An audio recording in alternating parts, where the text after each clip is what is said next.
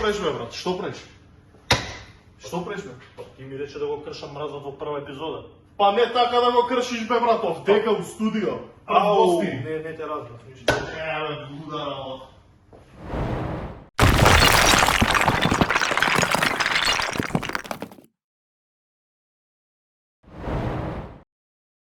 Добро вечер, драги гледачи. Добре дојдовте во првата епизода на Дамла подкастот, која што ќе се емитува на нашиот YouTube канал. Пред да започнеме, дозволете ми да се заблагодарам на сите оние кои што ни беа поддршка во изминатиот период, кои што ни ги дадоа сите идеи, целото нивно знаење, оние кои што се позади камерите, благодарност до Борис и до Дарко, кои што направија се за ова да биде реалност. Дозволете ми во име на нашиот поводител Симона да ви се извинам, затоа што денеска поради невремето, снимаме во сабота, знаете сите какво беше времето во сабота, не успеа да стигне до нашето студио за да можеме да го изреализираме заедно ова снимање. Но ви ветуваме дека во втората епизода ќе биде дефинитивно со нас. Пред да започнеме, сакам да ви го најавам нашиот прв гостин, кој што навистина ми е драго што ќе биде наш прв гостин, кој што го скрши мразот за оваа наша прва епизода. И на моје големо задоволство денеска во нашето студио е Мартин Ристевски. Мартин, добре дојде. Добро вечер, да ви се заблагодарам за поканата. Искрено, еднаш скршив мраз, па сега изгледа втор пат во вашава емисија. Благодарам на поканата. Сакам да ви посакам среќан или успех, да имате многу добри емисии, многу гледаност, да станете што повеќе популарни. И она што сте го замислили, искрено ви посакувам дупло повеќе среќа за да успеете во вашата замисла. Ти благодарам, овие зборови на поддршка навистина ни значат. Пред да започнеме, сакам да потенцирам една многу важна работа. Ти си директор или собственик на PMG Construction. Така. Тоа е една компанија која што е се занимава со градежништво, која што е многу активна во нашата држава. И навистина ми е задоволство што денеска ќе можеме да збориме малце за претприемништво, малце за млади, малце за економија, малце за Македонија. Но пред да започнеме со главната тема, Сакам да започнеме од крајот на 90-тите години. да кажам крајот на 90-тите години. Ти си роден во Драчево, израснал во Бута. Трансфер од едниот на другиот. Каков е тој трансфер од едниот на другиот Па крај на знаеш како Скопје? тоа е, што подалеку тоа подобро, најверојатно така викаат. Не, роден сум во Драчево, ама таму имам многу малку живеено, до 3 години. Татко ми има живеено цел живот таму. Ние сме 4 деца и тие кои што живееле таму, знаеш, со двајца браќа не е баш идеално за сите во еден двор. Па некој требало да секако да замине. Татко ми како најстар решил да оди, имал опција Пинтија или Бутел, ама на крај се пресекло да биде во Бутел. Може би дека мајка ми од таа страна и местото што го нашле било многу подобро. И јас сум во принцип и драчевчанец и бутелчанец. Чеге се селите во Бутел крајот на 90-тите години. Во еден побаги турбулентен период за овој регион, за тој регион на Скопје да кажам, па и Македонија и сите случувања на Балканот. Има нешто како беше да се расте во Бутел во таква една околина каде што знаеме нели тука имаше и немири и војната кога се случи и блиско и Рачиново. Имаше една ситуација кога сите во Бисер, во центар, одеа на журки за време на војната, кај нас се пукаа пулици и тоа беше се нормално, мислам, за тој дел од Скопје. Таму е секогаш тензично, барем за оние кои што не живеат таму, знаат дека е тензично, а тие што живеат се сигурни дека е тензично.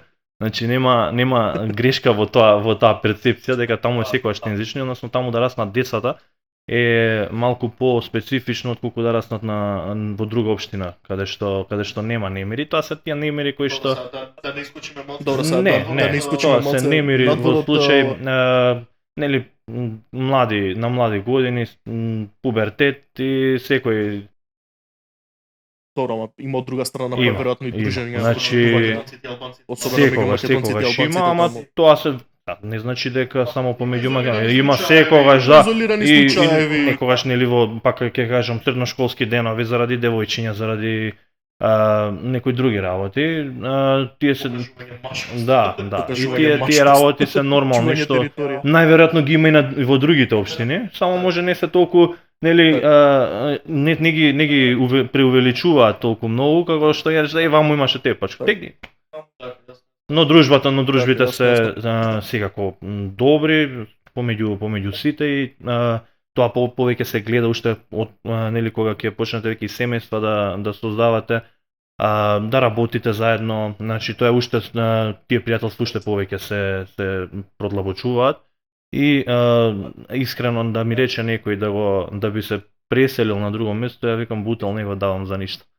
И фирмата ни е во Бутел и местото за живење во Бутел, значи Бутел не го давам.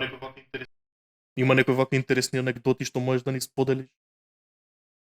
Некоја класична бутелска Во Бутел приказна. има секогаш такви приказни. Една од тие приказни имаше еден фудбалскиот клуб Бутел, кога го водеше Рањо. И вика во Бутел вика се на гостински терен сите што ќе дојдат никош не можеа да победат затоа што таму беше Рањо икона и доколку не можеше ни жолт картон да му се даде на фудбалер од Бутел, значи на домашен терен Бутел беше она со години Летарацано со за се, посуди. тука по бе навивачите, играчите, значи сите. доколку не помине нели со тренерот и со судиите, тука си навивачите не може да излезе никој од терен. Подршка си биле. Значи Секогаш, подршка си биле со секогаш. навивачи и тренер. Тоа е кога се вика за За сите фудбал за- 12 играча, за ракомет, нели кој е 7-6 играч, публиката е секогаш таму. Ја спомнав Јасно. помага Ја спомна Помага Constructions, односно фирмата дека ви се наоѓа во Бутел. Сакам да те прашам малку околу Помага, вие, односно ти и твојот брат Пеце, ја наследувате фирмата од вашиот татко, односно он ви ја препушта веќе нели како Не, млади ние ја предприемачи. создадовме. А вие создавате? Ние создадовме. А вие создавате? Завршив политички науки и чекав да си земам дипломата за да не ме регистрираат како нели дипломирана отвараш фирма со средно. И чекав негде 8 месеци за да ја отворам фирмата. Имам на 23 години всушност ја оформив и мислам со брат ми. Претходно со татко ми искуство што работевме друга фирма, работевме со него, ама ова сакавме да биде. Ова Печевте сакавме за да наетот биде со него? ново едноставно, кога градиш нешто имидж или бренд, сакаш да биде нешто што ќе те врзува со сите сегменти. И ова го отворивме, брат ми. Татко ми нешто година дена потоа имаше здравствен проблем со мозочен удар, па се тргна од работата и од тој момент ја и брат ми водиме буквално се. Немаме во принцип поддршка во делот со работата. Но секогаш е тука. Јасно. Па добро, во да се има Најдобро. поддршка од родителите вака, апсолутно. Помага. И Помага. Пеце Мартин М- и Горе, така. Мораше немаш Да. опција. Мораше така. Сакам малку околу помага. Сакам малку околу Помага да поразговараме и околу сето она што вие го работите и го постигнавте изминатиот период, затоа што ние се познаваме и од претходно веќе неколку години и знам што правите, знам што имате направено и сакам малце тоа да го внесеме во етер, да ги охрабриме сите други кои што сакаат да почнат да направат нешто свое. А имаат желба да останат во Македонија и да бидат толку успешни. Се занимавате со градежништво. Конкретно малце вака по детално да кажеме кој сегментот од градежништвото го држите. Што може да видат што е ваше? Што може да видат што е ваше, што може да го видат нашите граѓани. Всушност е изведба на стамбени и нестамбени објекти. Помага е најпозната по фасадите, по изведба на фасадите. Работиме ние повеќе фази, но по фасадите сме најпознати. Тука и доказ лани освоивме прво место на Европско првенство во Шпанија според гласовите од Целсве што гласа. И тоа имавме премногу поддршка од сите. Тоа се фасади кои што ги работевме во Скопје. Правиме ние многу проекти во моментов, спремаме за ново европско во Љубљана во февруари 2024 година. Работиме, како што кажав, неколку фази, најчесто ги работиме по ексклузивните објекти. Тоа се класика се работи, но секогаш сакаме да биде нешто поубаво. Тоа што нели не може секој да го направи, да го изведе. Добро. Правите нешто Да. што е специфично, што е несекојдневно и што достигнува врвови во Европа. Немаку за тоа надпреварувањето ме интересира. Кои се критериуми, како влагаш таму, те предлага Тоа е. некој, го видел некој тоа па рекол да најдеме чиво е ова кој го направил. Интернационален надпревар на Baumit, Life Challenge. И тука на Значи тоа е фирма која што ве тоа снабдува е, вас со тоа крадежни е, ја материјали. има во повеќе од 30 држави. И тоа се проекти кои што ги работат во повеќе од 30 држави, секој од Baumit во секоја држава ги смета најдобрите објекти, ги предложува. Значи не е само нашата фирма, има и други фирми. И има повеќе од 300 проекти на Европско првенство, кај што ги даваат најубавите објекти од Шпанија, од Австрија, од Германија, од Македонија, од Турција. И ги предложуваат најдобрите објекти, кои што сметаат дека се нели ексклузивни, кои што треба да бидат да ги гласа некои тие објекти, треба тие да бидат како референци за утре ден некој по тие објекти да се води, односно сакаат да ги реплицираат на други места. Тука има и стручно жири кое што гласа од неколку држави, има стручно жири кое што гласа исто така за проектите. Ги одобруваат нели тие гласања од страна на публиката.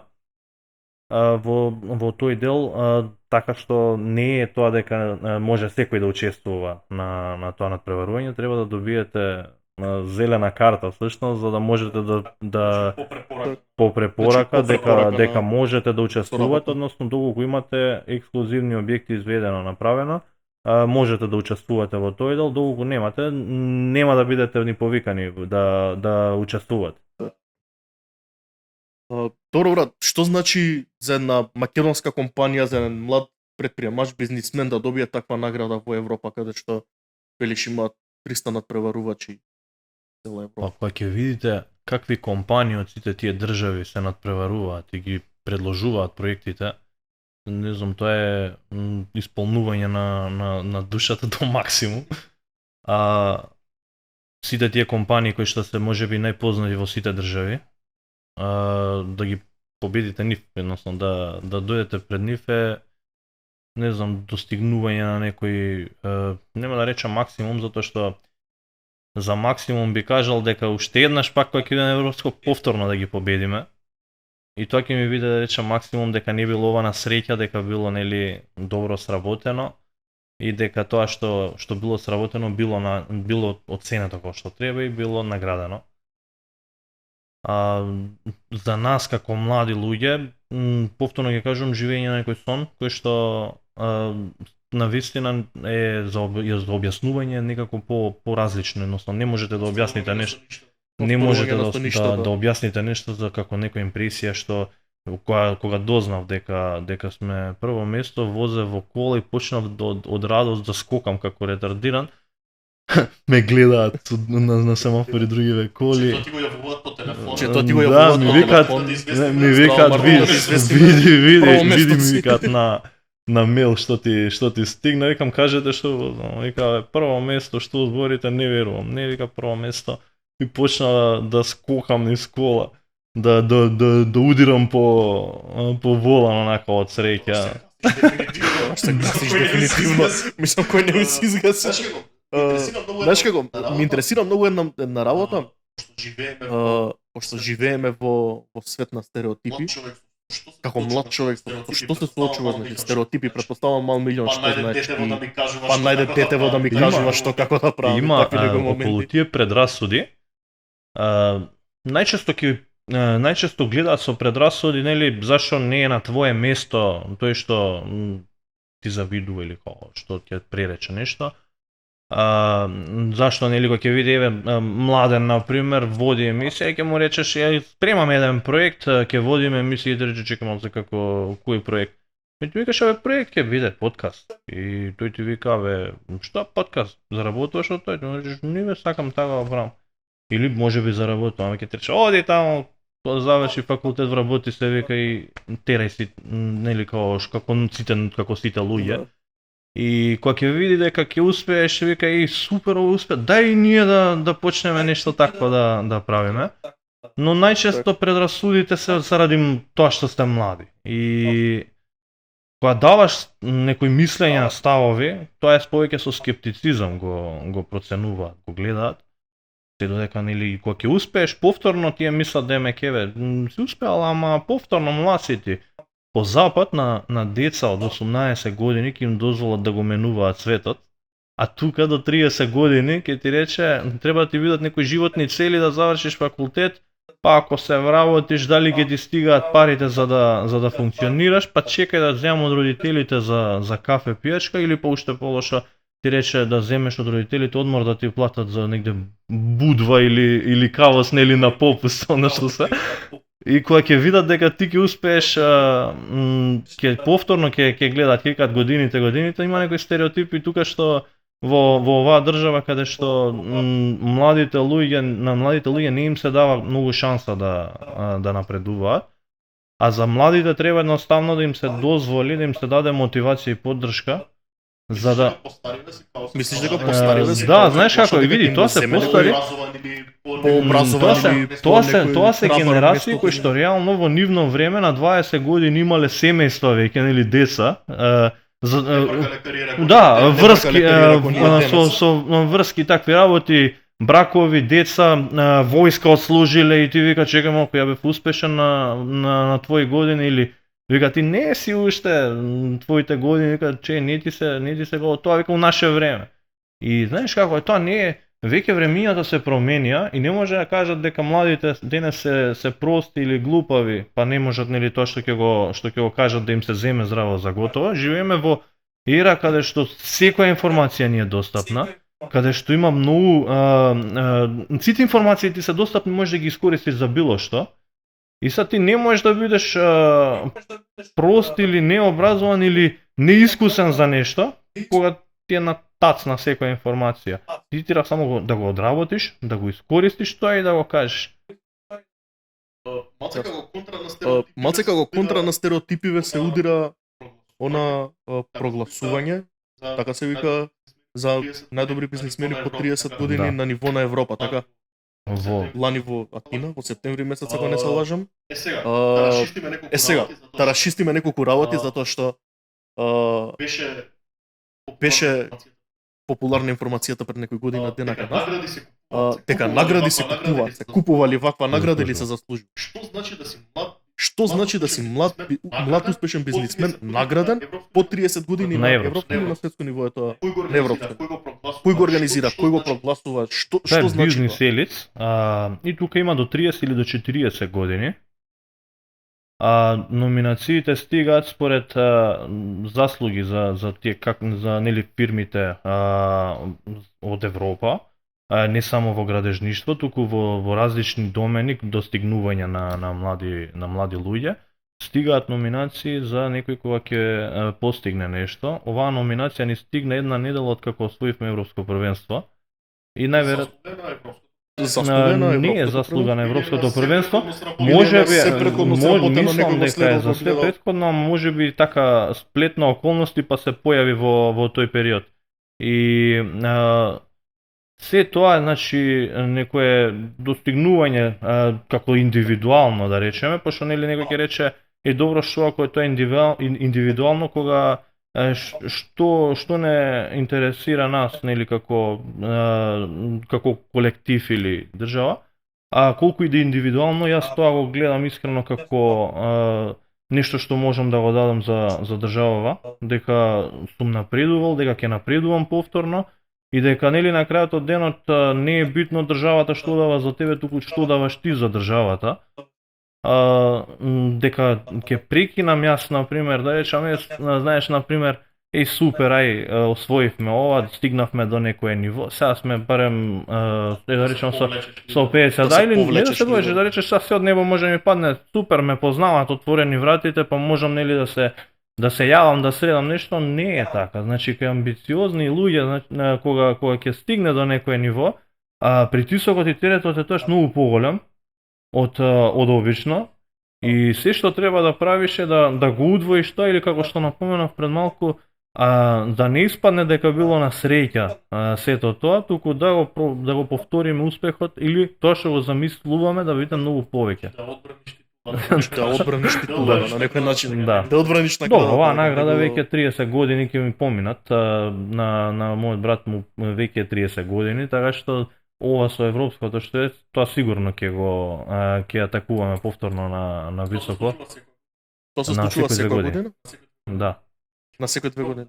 Значи ова со првото место И беше втора, 2022. ние во 2020 шесто место освоивме на исто европско првенство. Но после тоа короната нели се појави, сите тие работи некако идеа посложено и потешко. Овој пат форматот на следно европско ќе биде 2022 инаку беше заради короната. И малце ја пролонгира со неколку месеци, па фати така некоја плюс некој месец во друга година. Овој пат форматот ќе им биде многу подобар, поинтересен, затоа што ќе се случува финалниот дел во објектот каде што победи имаше со жири. Значи тој што ќе освои прво место Има, се да, случува има таму таму во прогласување. ваквот. Тоа значи дека тие европски експерти може да бидат Може да биде. гости во Скопје во некој објект кој што вие Да. сте го направили. Тоа претпоставам дека многу значи и за државата и за градот, за вас. Треба да значи за сите. Искрено за нас значи многу. Се надевам и за државата ќе значи. Сакам да те прашам нешто можеби е многу неблагодарно, затоа што на крајот од денот ти од тоа заработуваш, го вадиш лебот, но сметаш ли дека Скопје премногу се централизираше, премногу се изгради, дека веќе на секој ќош имаме зграда или нешто што го, ајде да речеме популарно, го гуши град? Има една грешна замисла која ќе се каже дека Скопје е нели бетонизирано. Мислам да има многу згради, се гради на секој ќош, најчесто заради бизнис, сите инвестираат, влегуваат во градежништвото за да направат плюс пари. Но генерално гледано Скопје има многу повеќе зеленило затоа што Скопје е во котлина и Скопје е опшиено со планини каде што има зеленило во изобилство. Значи воздухот во Скопје може да биде се прочистува затоа што огромен процент од страни од планините доаѓа свеж воздух, во како во котлина, значи како во дупка се гради на секој ќоше. И сега реално не сме ние некој огромен град, па да речеме добро еве се градат 50 објекти во моментов и не се приметува каде. Помал град се приметува, нели имаме 5 главни улици, на тие 5 главни улици поминуваме секој ден сите, поради обврски, поради да отидеме до работа, да отидеме до лекар или така нешто. И заради тоа ги гледаме сите тие работи секојдневно. И мислиме да ме ќе е пренатрупано. Според мене не е. Гледачи, дозволете ми во меѓувреме пред да продолжиме со разговорот да се заблагодарам на HiSpace,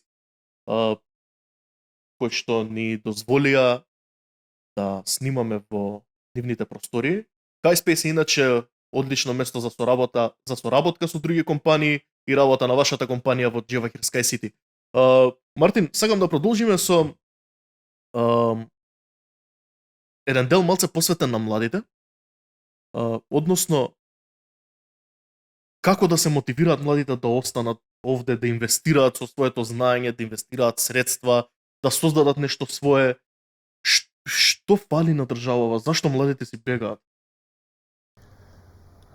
Што фали на државата? Не знам дали мислам фали многу на државата искрено, но во тој дел како што сепак е секогаш индивидуално. Државата, да, треба да ги мотивира младите, но не треба да им биде репер на младите дека еве државата ни помага, ние ќе влеземе во бизнис. Најчесто кога држава помага е малку повеќе проблем, така што тоа е, знаеш, пазарна економија каде што пазарот треба сам да реагира, односно да биде мотор на движењата.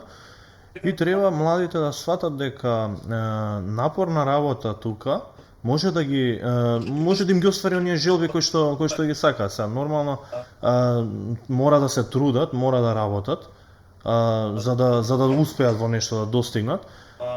Според мене младите мора да се да завлезат во тој слободен пазар.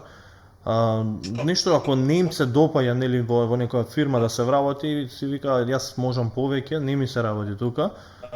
Според мене треба да пробаат сами. Нели некојаш ќе речат финансии требаат бизнис се почнува со 0 денари, со желба, или со формирање, со создавање на фирма со паричен или непаричен влог, некоја канцеларија, можете да направите непаричен влог, да формирате, да создадете фирма и се што ви треба да работите. Значи, вие ако речете ми требаат мене 30.000 евра јас за да почнам фирма, сега чекат кој ќе ти ги даде тие 30.000 евра? Ако треба на државата да ги или државата ќе ти ги даде тие пари, ќе ти ги даде тие средства, после треба да ги вратиш. Значи, не значи дека во бизнисот ќе земам јас 30.000 евра, па готово супер, значи само што ќе почнам со работа, јас ќе заработувам. Значи не е тоа работа преку ноќ, него пара. Не е преку посветеност, ноќ, пара време, има еден муаве да вика, тоа е маратон, знаеш, има 4 временски услови каде што имаш препреки ти во бизнисот, имаш некојаш ќе работиш и во барем да си позитивна нула, значи тоа се некои моменти каде што правиш грешки. Значи поготово како млад човек правиш грешки, многу грешки можеш да направиш, доколку нема некој да те подучи, да знаеш на што да припазиш, на кои работи треба да припазиш и ќе правиш многу грешки. Се тоа треба да ти биде како искуство. Значи некој искуство како ќе собереш не значи дека искусните луѓе се оние што имаат 70-80 години, туку колку повеќе грешки правиш или нели колку ќе се вложиш во животот, колку одлуки ќе донесеш, тоа ќе ти донесе повеќе искуство. Младите мора да пробаат да инвестираат тука. Ја не можам да би ти било криво да не направиш свој? Би ми било многу криво. Значи, повторно кога би требало да бирам, повторно би одбрал ист начин. Знам добро колку се трудев и се трудам. Знам од колку работи се откажа во животот, за да можам да дојдам до некој ниво, за да можам да постигнам. Значи, јас претходно сум пробав со спорт, сакав мислам, тренирав. Добро ми одеше од тоа, ама сметав дека не сум јас за спорт. Значи, да ми било за спорт, нели ќе речеш, ај од овој спорт ќе одам сега на друг, ќе пробам на тренирав таеквондо во клуб Бутел, значи кога го формира клуб Бутел и јас и брат ми бевме таму. Бевме Тоа е клубот што освои сребрен медал на Олимписките игри. Значи тоа е еден таму тренерите Дарко и Борче, тоа беа многу млади луѓе кога го формираа клубот, ние бевме што се вели дечиња. Кога го формираа клубот и тие имаа многу замисла, значи таа замисла за Олимпијада не им беше сега стигнаа до Токио, таа им беше уште од претходно, уште пред да го формираат клубот. Превод ќе треба да работите минимум 15 години да си ги остварите целите. Да, и тоа е во најмала рака да речеме 15 години дека некој ќе треба да работи. Тоа може треба некој да работи цел живот за да достигне некој ниво, ама тоа е доколку не се откажувате за тоа што го работите и пак ќе кажам и тренерите Дарко и Борче и тогаш и тие млади беа, не можел секој од нив да замине или јас сум можел да заминам, нели, или ти си можел да заминеш во странство и да речеш се врати од странство и тоа е нешто што си видел дека таму не бива. Значи не е тоа дека не таму бива, не сум дома. Јас сакам да сум дома, мене Македонија ми значи повеќе од било што друго, да не бидам погрешно сватен. Јас сакам таа комфортна зона која што имам тука во своето родно место. Да, ама знаеш каде е грешката, значи и сакам да постигнам нешто тука да направам. Затоа и го правам сето ова, затоа и се трудам да постигнам што е можно повеќе. И нели, работам колку што можам, затоа што сакам, си го гледам животот тука, си ја гледам иднината. Знаеш како е, да, ама знаеш како е, кога треба да се трудиш, кога почнуваш од нула, ќе работиш колку можеш и колку не можеш. Значи јас тоа им го кажувам јас сум млад, ама им го кажувам на уште помлади од мене кој ќе ми рече ќе одам во странство. Тоа е убаво да отидеш за искуство.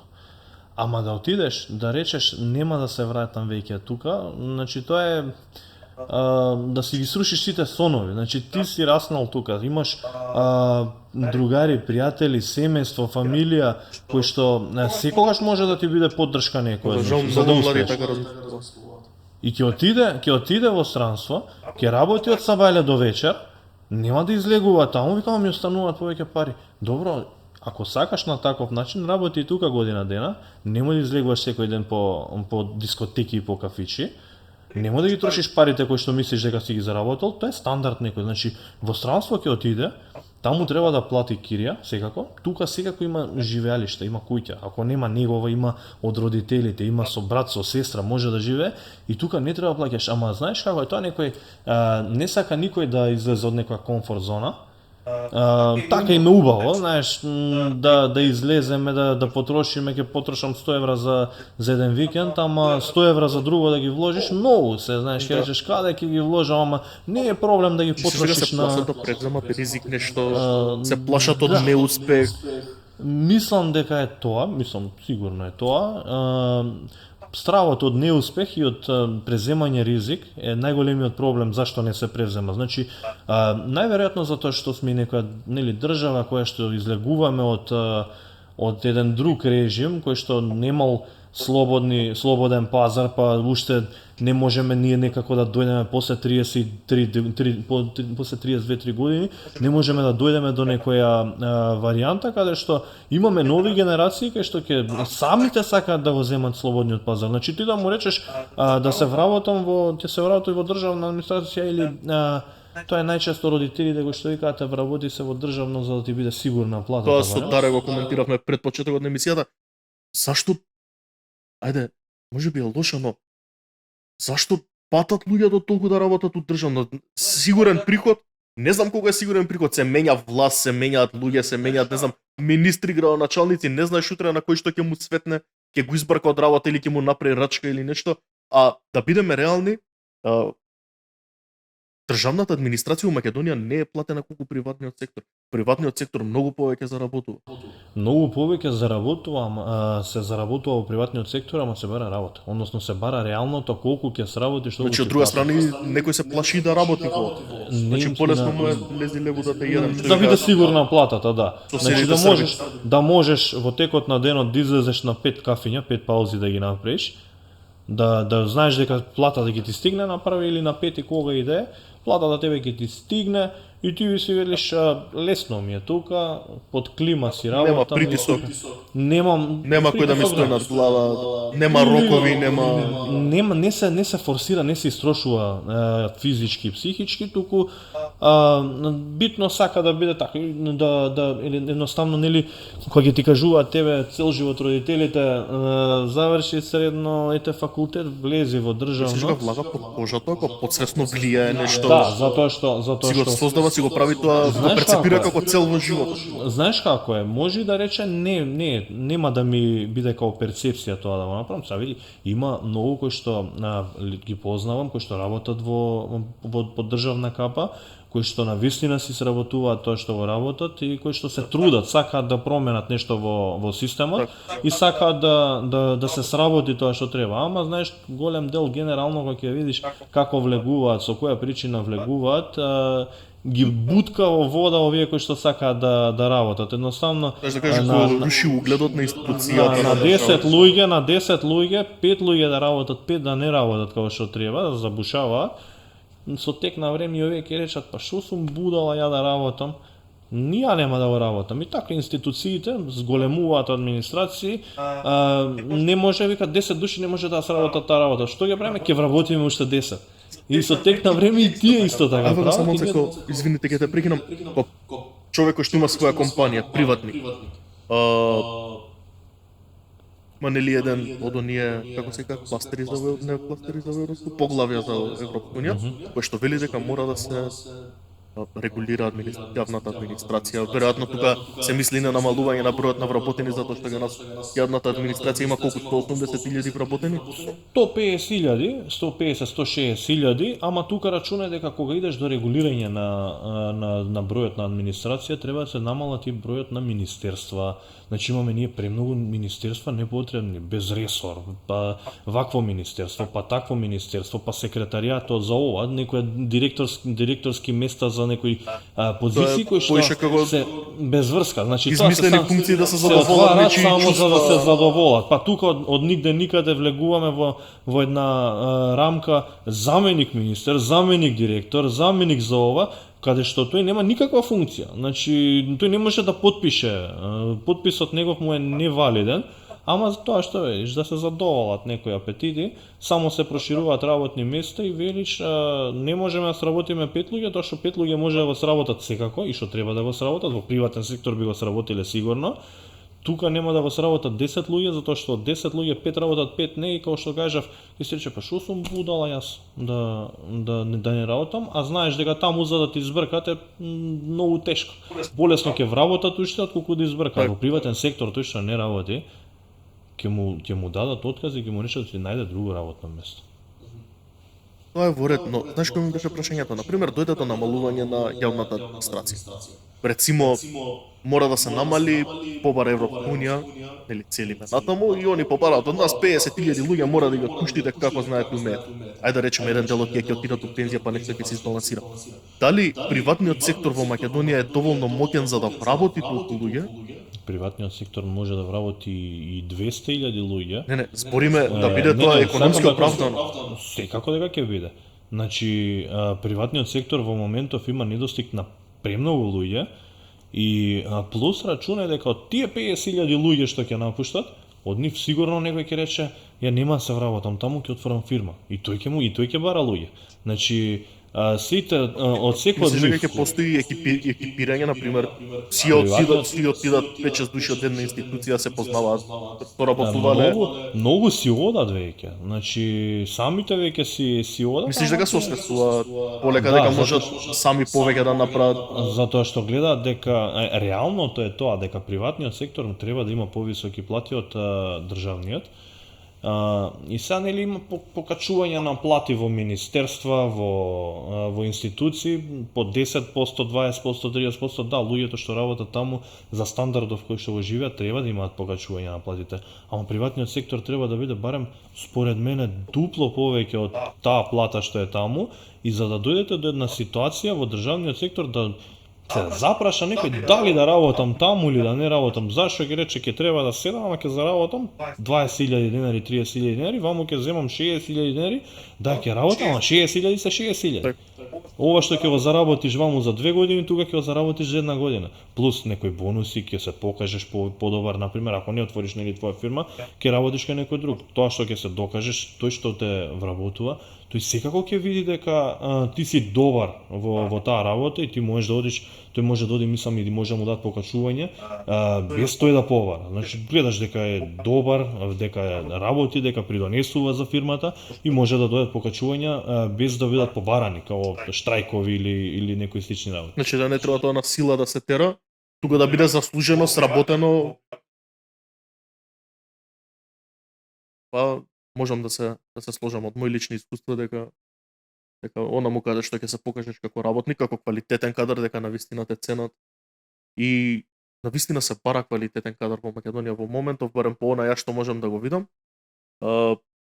Затоа што пак ќе се навратиме на темата, многу млади, многу способни, многу образовани, многу успешни си отидоа. Многу замина и сега дупките за да се пополнуваат во приватниот сектор се пополнуваат со носење луѓе од страна, од Турција најмногу. Ќе дојдеме до ситуација каде што ќе бидеме со комплетно неквалификувана работна сила во Македонија, а нашите млади кои што нели се поминуваат цел процес на образование, дури и факултет кога ќе завршат, значи тоа се продукти кои што мора да останат тука. Се вложува или вложувале тие во држава каде што мора да останат тука. Држава, значи или ќе се иселат, се дава готов продукт во други држави, Германија, Словенија или Хрватска. Хрватска е сега преплавена, а во Хрватска во моментов одат и цели семејства. Најверојатно затоа што јазикот, нели, претходно живееле во Југославија, се постариве генерации кои што српско-хрватски јазик учеле во школа. Би се школа. прилагодиле од Да, лесно им е да се во Германија. Да, затоа што ваму ќе им бараат, нели, германски, француски, не знам, во Франција или било каде. Во Хрватска знаат да се разберат, знаат да комуницира, знае било што да работи и ќе зима 1000 евра таму, ќе му бидат платени сместување, храна за 3 оброци и вика мене тие пари ми остануваат чисти. Значи тука века да работам, треба да платам сметки, треба да платам некои други работи кои што нормално е, треба да ги плати, зашто не ги плати? Сегам да те прашам за еден потек кој што го направивте вие за време на короната, кој што реално јас тоа го прочитав прв пат јавно признавам дека ја плачев како дете пред компјутер. Направивте еден потек со ПМГ, ти и твојот брат, каде што вработивте луѓе кои што останаа без работа за време на короната и обезбедивте неколку семејства финансиски во оние критични моменти кога луѓе масовно се отпуштаа, се затвараа фирми, се најавуваше се најавува економски кризи и така натаму. Дај малце за тоа, затоа што јас сериозно го сметам за еден многу храбар потек, за еден потек кој што стварно треба многу да го следат. Знаеш од која причина? Пред да одговориш, морам да кажам причината. Млади луѓе, односно успешни луѓе, говориме успешно финансиски луѓе, или купуваат скапи коли, големи станови, јахти, луксузни одмори, такви работи, а вие се решивте парите ги дадете онаму каде што стварно е најпотребно и тоа за мене беше еден потек кој што мене и ме воодушеви и ме расплаче и ме стави во позиција да размислувам и да се прашувам зошто нема повеќе вакви луѓе. Дајте малку за тоа. Тоа почна од објава на Facebook, значи беше буквално така, јас знам кога ја прочитав објавата, беше just now, значи објавено сега и ме уништи тотално. Тоа беа моменти каде што и уште 100 пати да се случат такви работи, уште 100 пати ќе бидеме на таа страна, значи ние како ПМГ помагаме на семејство исто во Бутел најчесто, помагаме на семејства кои што им е тоа потребно. Тоа е најчесто и кога општината ќе, нели, семејствата бараат и до општината да им помогне, па ние секогаш се ставаме на располагање во тој дел доколку треба помош за такви семејства со нешто изработка, со парични средства. Секогаш се ставаме на располагање во тој дел, а во моментот со короната, значи сите не идовме на нешто ново кое што не затвори дома, значи не можеме нели сите да излеземе. И тоа беше стварно масовно отпуштање на работни места, многу фирми пропаднаа тогаш. Градежништвото кое што имаше просто, нели, да се работи по пола работно време, не знам, со маски, имаше еден куп ограничувања од страна на институциите. Ние секако имавме многу работа и рековме едноставно заработката нека биде на нула, ама сакаме да биде добро во таа ситуација, односно тие што се отпуштаат, замислете вие семејство со маж, жена со деца, да немаат да си приуштат во моментот никакви средства, да немаат пари. Поготово кога треба, тука ви висат и од здравствени причини, лекови, превентивно, корона, тестови, лекови кои што треба да ги купите, кои што се скапи од државата, не можете да ги набавите. И замислете до таков потек да дојдат семејства до колапс, да не може да функционираат. Ние ги отворивме вратите во тој случај за сите, колку што можевме максимално, и земавме луѓе за работа и дадовме на фирми кои што колабираа за да не отпуштат луѓе, им дадовме на нив работа за да работат. Само што не сакавме едноставно да речеме, нели, во тек на корона са сите ќе заработуваме. Не, едноставно тоа беше да се исфункционира, сите да бидат не да бидат нели да задоволни или да бидат со заработки, туку да може да го поминеме тој кризен период, затоа што во тешко се гледа кој ти подава рака. И не е затоа што ние премногу имаме, туку затоа што знаеме како е да се нема, и затоа сакаме да дадеме кога е потребно. Би кажал бројка колку луѓе вработи тоа? А, Тоа беа моменти, стигнавме до со вработување, со договор на дело, со давање на подизведувачи 85 луѓе. Тоа беа Тоа се 85 семејства. 85 семејства во тој момент. Траеше долг период до кога почнаа да се намалуваат мерките. Супер водеше, значи таа работа, соработка со сите. Искрено короната е период кој што ќе остави некои сеќавања на такви како треба да се функционира во кризни моменти од наша страна. Мартин, сакам да те прашам, пошто ние фактички така се запознавме, нема што да се крие тука, малце околу твојот политички активизам. Кај нас во Македонија те прават будала ако се занимаваш со политика, те прават не се будала ако занимаваш. те интересира политика. Секако. До душа те прават будала за све, ама нема врска. Да. Ме интересира. Јас знам зошто се занимавам со политика, знам зошто сум член, работувам без разлика што и да е. Зошто толку одвратност према политиката во Македонија? Ај вака малце, јас и ти знаеме, меѓутоа за публика.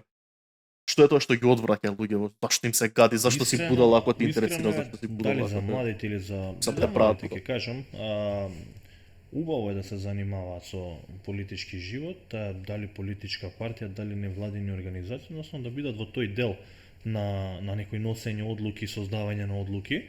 И тогаш политичката култура ни ќе ни биде на повисоко ниво, односно ќе знаеме веќе какви луѓе треба да бираме на власт, за да знаеме како сака да ни ја водат државата. Одбивноста според мене е затоа што навистина со години веќе нели има луѓето имаат одбивност од политиката затоа што имаат некојаш и очекувања од тоа. Сметаат најчесто и за политички партии сметаат дека ако треба да гласа за некого, дека тој треба да му го вработи семејството. Погледнете од последниве години, веќе никој не спомнува работни места, отварање, вработување, затоа што веќе немаме луѓе за работа. И луѓето кога веќе избегнаа од тој сегмент за да им се вработи некој во семејството и тоа да биде нели најчесто од државата да отвори работни места, кога веќе тој дел го немаме, нивото на заинтересираност према политиката е на најниско ниво. Искрено разочарувањата според мене се тие кои што луѓето ги тераат да не сакаат да се занимаваат ниту со политика или уште полошо го ги рече ја не ќам да излезам да гласам, зашто да гласам затоа што вика нема да нема сите крадат, сите крадат. Нема што ќе добиам вика ја од тоа, не треба да добиеш, што ти е право. Класичен стереотип. Кој што утре ден тоа право на глас тебе те репрезентира во институции. И очекуваат дека со седење нели ќе преседи дома, не идам да гласам и на крај века не ја бива, па не ја бива, почнуваш од тебе, значи ти не ќе да излезеш ни на гласање, а после сакаш некој што го изгласале таму да речеш као не мисли на нас, као да мисли на кого да мисли. Так, јас знаеш како пред едно година дена бев во Шведска, баш кај нив тогаш се случуваа локални парламентарни избори, да за време на кампањата бев таму. Во Шведска излезано на избори висок степен на политичка култура кај народот. Значи и знаат дека тоа што ќе го изгласаат, значи стварно навистина ги представуваме. Тоа е голем процент, значи вие му давате доверба на некого, огромен процент за да направи нешто. И тоа знаеш како е одговорноста кога ќе ти дадат повеќе доверба, имаш поголем процент на одговорност, затоа што Мислиш дека тогаш и политичарите се малце повеќе под притисок, ја Веќе сваќаат по тежината 90% повеќе на излезано, функцијата. Значи рачунај јавното мислење какво е. Една мала грешка ти излезат 50-50 така, речи секој, значи 100.000, 200.000 Таму е ќе ти излезат 50-50 на речи протест секој, за значи. за една мала глупост Во- како што сега се случува Промили секој е ден, разликата. 5 настани се случуваат, значи до безкрај има она во текот на денот, не знаеш веќе на што да обрнеш внимание, кој е скандал, кога се е скандал. И знаеш кога немаш политичка култура, немаш притисок од јавното мислење, новинарите најчесто си се посветени нели на една страна, друга страна, и ако немаш ти притисок, нормално дека сите глупости, скандали да ги правиш, ќе ти биде нормално. Се е тоа како секојдневие. Не може се запалило возило некое, нели, не е мој, ништо, никому ништо, као се си поминува така како без проблеми. Таму ти им излезат 100.000, 200.000 луѓе, ќе си бараат оставка од министер, од влада, од собрание, од пратеници, од било кого, ќе бараат одговорност. Вака нема одговорност затоа што нема заинтересираност на луѓето и тоа треба малку да се смени. Значи политичката култура мора да дојде на повисоко ниво ако сакаме да почнеме да функционираме на начин како што сакаме да функционираме.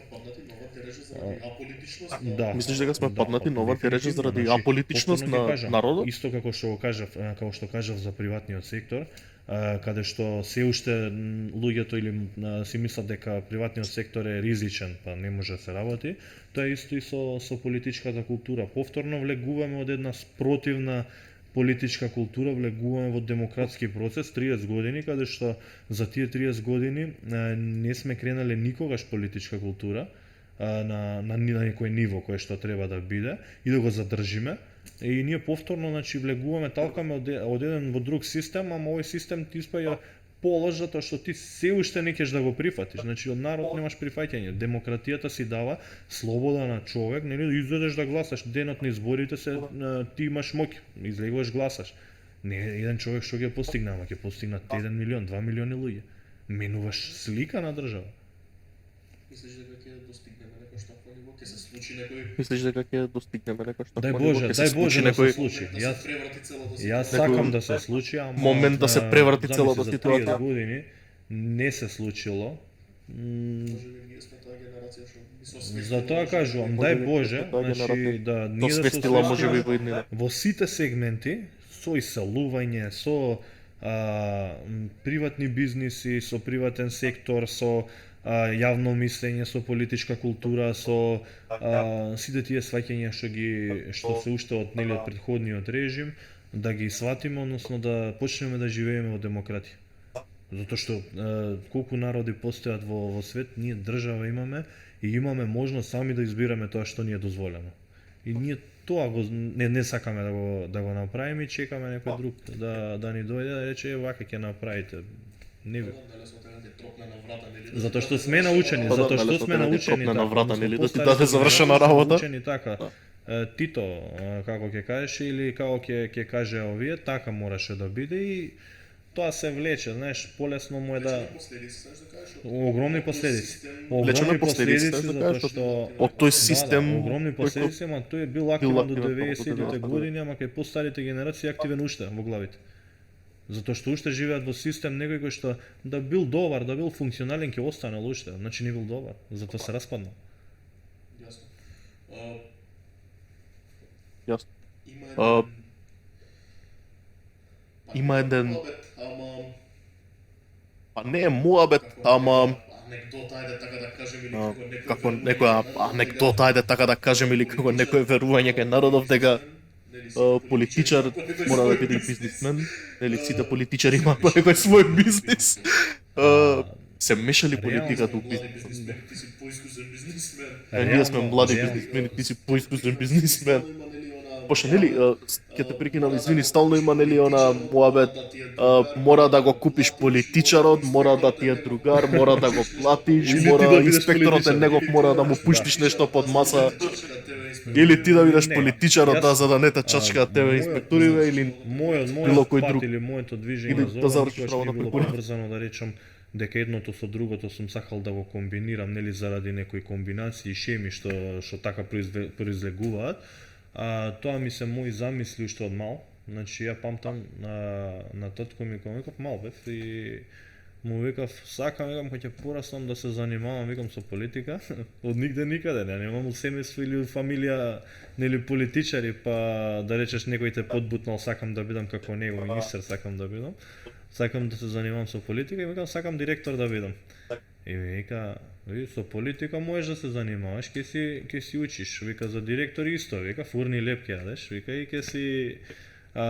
ќе ти треба многу да се трудиш за такво нешто. И се смеев на 23 години кога станав директор. Ама му викав сакам тоа до 30 години да бидам и добро е што многу порано почна се да се случува и занимавање со политички живот и со бизнис на па две паралелни страни кои што не ги мешам секако, не сакам да има мешање. Можеби некој да Мора да се држат на дистанца. Јас на пример не сакам да ги мешам и максимално се посветувам и се трудам и во едниот и во другиот дел да нема нели спојување, да бидеш професионално до максимум и на едната и на другата страна, затоа што желбата и за едното и за другото ми вели сакам би требало да бирам помеѓу двете, пак двете би ги избрал. Значи не можам да речам сакам само со ова да се занимавам, другото ќе го откажам или сакам со тоа да се занимавам, ова ќе го откажам, не можам, затоа што не можам да се одлучам на кое сакам повеќе и тоа ми се желби од мал. Затоа ги терам и двете паралелно. На време не знам колку се има, се нема во принцип, ама добро е и задоволен сум во принципот се до сега, затоа што добро се движи. Сакам да те прашам уште една работа ме интересира вака околу ПМГ. Сакам да те прашам уште една работа ме интересира вака околу ПМГ, односно околу тоа што го работите. Работите обновување на објекти од историско културно значење. Што значи тоа? Сме го правеле муабетот на кратко претходно. Тоа бара објекти многу кои што одговорност, се многу стари прецизност. сигурно и по 100 години. И да речеме ако се во Скопје, од градот Скопје или од конзерваториум, не смеете да бидете не смее да излезете од таа рамка како што било пред 100 години. Значи мора да го реконструирате, да го направите буквално исто.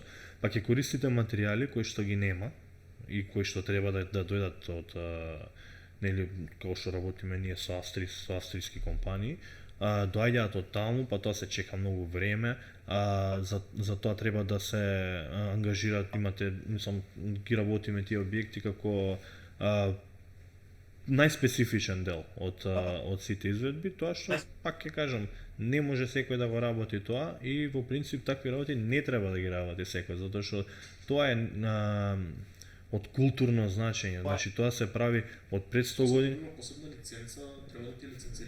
Тоа се добива посебна лиценца, Зависи за кој дел, компанијата. значи огромен дел од тие такви објекти што се не треба да има. Секако имаш одговорност, грешиш, уништиш. за се подпишуваш договори, за се имаш одговорност, за периодот од после од како ќе се направи, да речеме други даваат 2 години, ние 10 години даваме во најмала рака нели документ подпишан, ама работата што гаранција дека доколку се Тоа гаранција нешто дека нема да се уништи, избледи, падне, не знам што. што. Години не се прави за 10 години или за 15 години, тоа се прави за наредни 100 години, тоа после 100 години речат чекај повторно треба да се реконструира или после 50 години треба да се реконструира. Затоа што нели поминало веќе од кога бил од почеток направен 100 години, 150, 200 години, пред 200 години ги рече еднаш само реконструирано и добро што издржало толку. Така, пошто реално имаме ние многу стари градби кои што никош не биле обновени. Мора да се обноват, значи претходната власт со барок стилот тоа го најави, тоа го тргна да го прават, односно сите објекти дека што се поготово во центарот на Скопје мора да бидат заменети. Значи надворешниот изглед мора да биде заменет затоа што тоа се стари објекти кои што на поминување некој може да мислам да му падне да направи да настрада или да утепа некој човек. Да настрада. И тоа е реално добра варијанта, мора да се направат тие работи за да почнеме нели да личиме, сакаме да влеземе во Европска унија, ама да бидеме малце европјани на лик. И драги гледачи, добро дојдовте во првиот подкаст каде што се попали Скопје 2014. За крај, сакам да завршиме малце вака мотивацијски да удриме. Како да ги мотивираме младиве да останат тука, како мојата мотивација беше да се вратам од онаму каде што студирав, односно завршив средно и студирав, затоа што сакав да бидам дома, сакав да направам нешто продуктивно, нешто корисно за државата. Како да ги убедиме младиве да се вратат или да не заминат или да направат нешто своето? Нема поубаво од дом, во принцип. Македонија за сите ни е дом.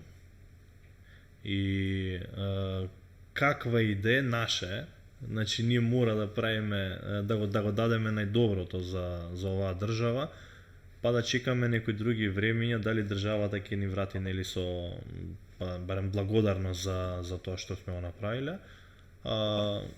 И пред се треба да ставиме сите X нели на тоа дека одењето во странство ни ги подобрува условите.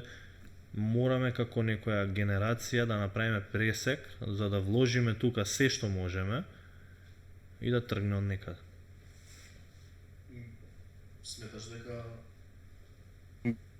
Сметаш дека имаме и други генерации кои што ќе се Пресекот мора да се направи некаде. Пошто знаеш како сум, еве на пример јас сум разговарал со многу и кои што се одселиле, еве конкретно и со мојот брат кој што не живее во Македонија, сме го правеле мојаветот. Он вика, мене ми е во Македонија супер, одлично, убаво ми е кога ќе дојдам. Криво му е што нема повеќе одмор за да седи тука. Меѓутоа вика ваму кај што сум имам средено здравство, средено образование, знам дека децата нема да ми седат во не знам уништени клупи или нешто слично. Сметаш дека со поголема политичка култура ќе направиме, Имаме одговорност према сите. ќе присилиме, ајде така кажано, промени во Знаеме кого бираме, знаеме кого можеме да смениме, народот е силата секогаш и тој и може да биде сменен. И тој што е избран ќе знае дека може брзо да си оди ако не работи како како што треба. партијата ми дозволи. Народ ќе те смени одма. Ако не си заменеш, ти ќе ти ја смени цела партија. Ќе си заменеш од власт. И тоа е тој пресек мора да се направи, значи тогаш политичарите треба да одговарат пред народот, а не пред политичките партии или пред нели тој што ги предложил. Значи секој функционер мора да одговара пред народ. Значи нас првично не чека, нас кога ќе речам Нас не чека, Значи, нас не чека, првично не мора чека, пресек да нас, кога ќе направиме. речам нас, мислам на сите, ќе се сменат многу И тоа е време. да се направи временски, пресек, значи, ако каде што ние ќе се не го сменат направивме многу до работи, сега, од здравство, ние не го образование направивме до сега, за толку години. и се понатаму. Мораме да направиме пресек и тоа уште колку години да кошта. да размислуваме и разговараме за Можеме да имаме И тогаш држава може да како што размислуваме треба. и разговараме Тогаш, за- Значи секогаш да, младите најчесто не си одат заради финансиски услови. Си одат и нели заради тоа што го Тоа ми беше наброја, поентата. затоа што вика владе тотален хаос, вика. Кога ќе почнеш ти во институција да одиш, ќе те прошетат вамо, да, слушај, такса на марка 50. од шалтер на па шалтер, колегата па отишол- ти фали такса на колегата марка отишол 50 денари, на одмор, ти си што отишол нигде во веќе не мајки, постои вика, у светот. кој септември Не знам и дојде, зашто постои. Па ти во септември ќе заборавиш дека ти постои предметот сам и му се смачува на човек, ама мора да се направи пресек. Значи колку и да е тешко, колку и да е болен процес, а ќе биде болен процес, мора да се направи пресек. Ако сакаме Апсолутно. да имаме нешто кое што ќе ни остане за следни генерации. Значи ние можеме да се жртвуваме како генерација и да биде за следните генерации да почнат да го следат тој пат и да почнат да градат тука. И кариери, и семејства, и држава да напредуваат и да ја градат државата. Мартин, сакам да ти се благодарам што го скрши мразот. Дефинитивно. Мартин, сакам да ти се благодарам што го скрши мразот дефинитивно во оваа прва епизода. Ти благодарам за гостувањето. Мислам дека направивме отлично шоу, дека го задржавме вниманието на гласачите. Ама и гледачите се гласачи. На гледачите и гледачите се гласачи. Забегавме со политикава, а не беше таков планот. Меѓутоа што да се прави, живееме во Македонија каде што Уште зависимо од еднаш политиките. големо благодарам Зашто? на поканата. Навистина добра емисија и знам дека ќе имате уште многу добри емисии и тој може дај Боже да видите најдобри. Дај Боже најдобри емисии. Ти благодарам да имате. многу. Имате одличен тим, имате добро студио. На вас останува колку ќе одите напред. Ви посакувам навистина дупло повеќе од она што имате замислено. да дај Боже да биде најгледана емисија во наредни години. Ти благодарам многу. Драги гледачи, сакам уште Ти благодарам многу. Драги гледачи, сакам уште еднаш да се заблагодарам на Highspace, кој што ни овозможија да снимаме овде во нивните простори. Да се заблагодарам на сите вас кои што го следевте нашиот подкаст и се гледаме повторно наредната недела во исто време на YouTube.